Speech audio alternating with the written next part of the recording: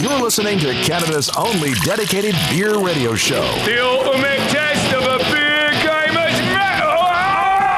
Broadcasting from the Sin Bin Sports Grill, located at 295 West 2nd Avenue. For a complete list of menu items and events, visit thesinbin.ca. Here again are your hosts, Joe Leary and Rick Mohabir.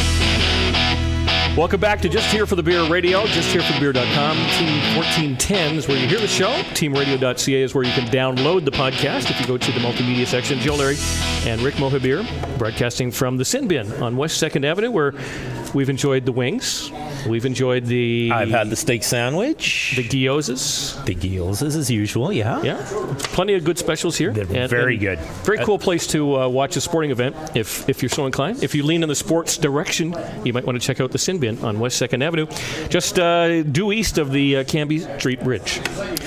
Welcome back to Nav and Mike. Now, we had you guys in before. You guys are the Canadian beer pong guys. For those that, perhaps the uninitiated, that might have never, ever had the luxury of playing a game of beer pong in their life, how big is the whole phenomenon? Is it big? It's growing. It's slowly growing, but we're getting an audience out. We've got some players that play in our tournaments that compete that are incredible players that play in the U.S. events as well, and they're at our events, and you can just definitely see the skill that some of these players have some are next to nothing. We can't even beat them, is how good they are. So in other words, it's kind of like when I watch TSN or Sportsnet and you see darts. I mean, I know that's a game of accuracy, but do you actually put beer pong in kind of the same context here? Well, you don't have to be as accurate with our beer pong. you got a bit of a bigger target, I guess, perhaps, maybe. Yeah, definitely. And after you have a few beer, you can, if you're off even a bit, you can miss a few. But that being said, there's more than in darts. There's only one bullseye. In beer pong, you get 10 cups, so there's a little leniency there.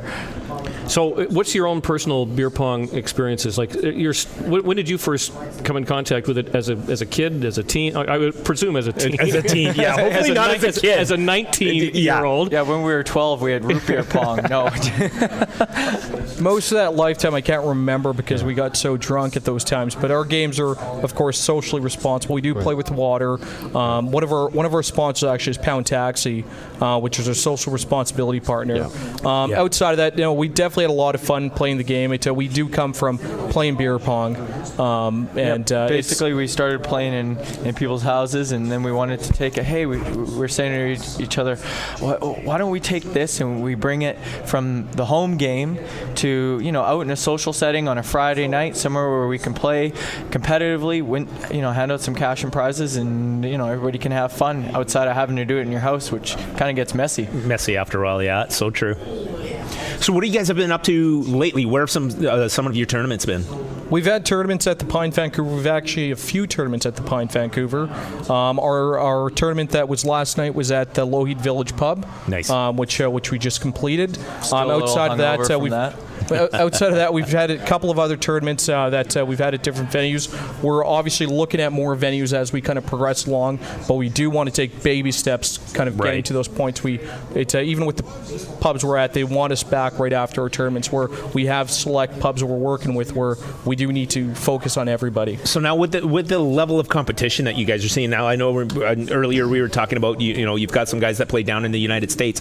What do you see with some of the local guys? How are they doing? They're doing good. We've got one team, which is Team Vantriel, that's been playing with us since the get-go, and they've been second place, I think, a few tournaments. So we've got some guys that are good contenders that are placing, that have been with us since we've started hosting tournaments. Now, when you guys are out at these places, like, what has been the crowd response? Like, beyond just the players, like what the people that are watching, how have they been responding to it? We attract a pretty good crowd. Usually, everyone that is, seeing the game going on is going, oh man, how do we do this next time? How do we get there? How do we, sign up for your next tournament? Where is it? And usually we tell them, check out our website. That's our biggest thing. It's how you sign up. You go on Eventbrite. CdnBeerPong.ca is where you see where all the stuff we've done, where we've handed out prizes. It shows everything on there, and it shows our registration and the different places that we're at as well. So we tell guys, go to the website. Let me ask you a question, either Nav or Mike. How do you actually get good at playing beer pong? Is it just from repetition and competing, or not competing, but just from playing it more and more? You get better after the first beer, but after that point, it's repetition. Yeah, you got to practice. I compare it to something like basketball. Is once you get good at a game, you get good at that sport. Accuracy is still key with this game, especially when you get down from 10 cups to 1 or 2 cups, where you have to pick and point where those cups are. It does get hard. Some of those rounds last a few minutes at that point. What's been in recent memory? What's been like an intense competition or an intense volley or rally that you guys have seen? We have that video. We posted a video on our website there of actually a pretty crazy. What was that, final or semifinal that we have on? It was on finals or semifinals, and we get to a point where where if it's a tie game, we go into a shootout, which we got into in this game. And at that point, every shot counts, and it's like a hockey rule shootout, but beer pong style. It's really cool. Now, you guys have several different sponsors that are giving away prizes. Why don't you guys mention a few of those for us? Yeah, a couple we've got on board here. We've got Caribou Brewing. We've got Whistler Bungee, which we just brought on board. They're giving a couple of bungee passes to us for the tournament. We've got a product called Chilsner. Yeah, this looks kind of interesting. So this is a product that can actually you insert into the bottle of beer, or I guess a pint of beer as well. It's got to be a bottle. It's got to be a bottle. Okay, all right. And you do have to drink a little beer, otherwise you're going to spill beer. Yeah. So you refrigerate or you freeze this thing. Correct. Freeze the spike. Yeah. And this fits in a regular sized beer bottle. In most beer bottles, there might be a few that it may not fit in. And it basically keeps the beer refrigerated. Cold. Yeah. For how long a period of time? When I tested it stayed cold for 4 hours. So we're talking in a normal office, it was great for 4 hours. So if you're not drinking beer, possibly like yourself. And the other thing is that if your beer is sitting around for 4 hours, something's wrong for you. Yeah, exactly. It was a good meeting. It was, absolutely. But you're not playing beer pong. Is this readily available? It is. It's actually available through our website as well. I think they're priced at $29.95 for a 2-pack. And it's called the Chilsner by Corksicle. Yeah, that's actually a curious product. I've never seen anything like that. I mean, I've seen those, like the plastic ice cubes you can throw in a glass and they stay forever or whatever. But that's actually pretty cool. And they're one of your sponsors. They are, yeah. We're also partnered with Prostate Cancer BC. So some of our funds from our tournaments does go back to Prostate Cancer BC. Okay, well we're coming. We're on the day after a big event. I know. What do you guys have coming down the hopper that we can talk about? What's exciting?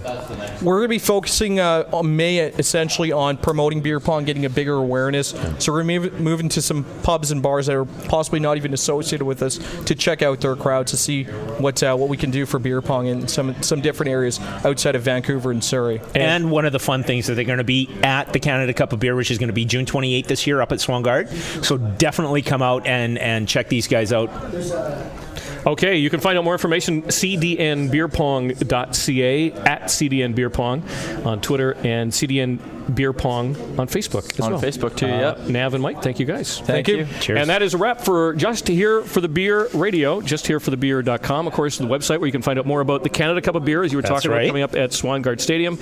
And as always, you can check us out online, download the podcast of Just Here for the Beer Radio on teamradio.ca. Go to the multimedia section. Thank you, Rick Mohabir, and we'll talk to you again next month. Cheers. I'm just here for the beer.